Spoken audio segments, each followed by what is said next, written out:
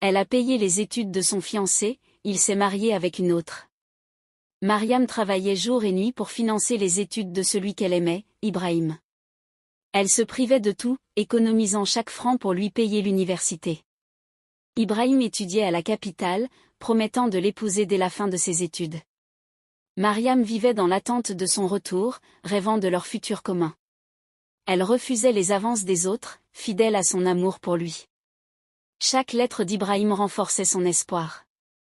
Elle partageait son peu de nourriture avec des enfants du quartier. Un jour, Ibrahim écrivit qu'il avait trouvé un emploi.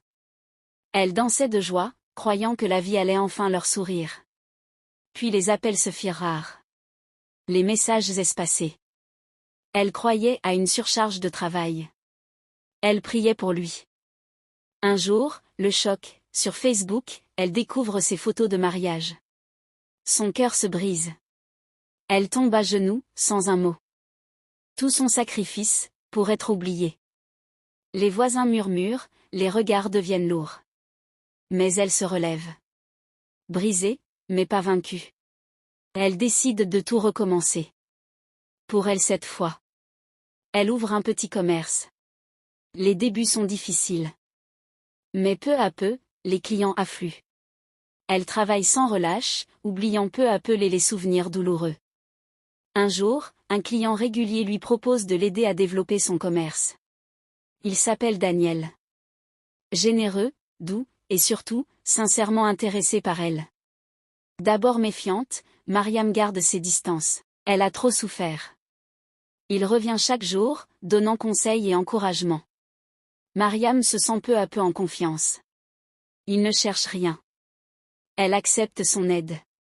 Ensemble, ils développent son commerce.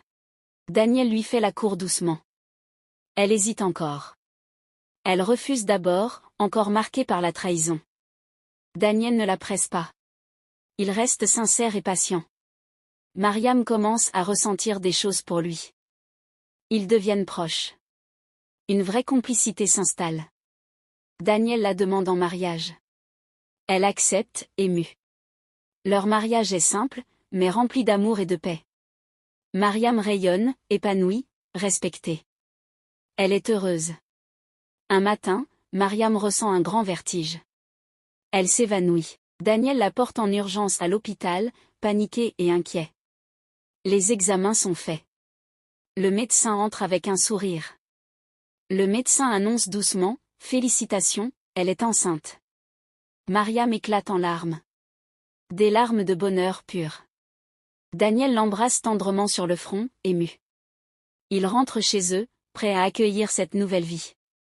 Mariam caresse son ventre en souriant, pleine d'espoir. Elle repense à son passé, mais sans amertume.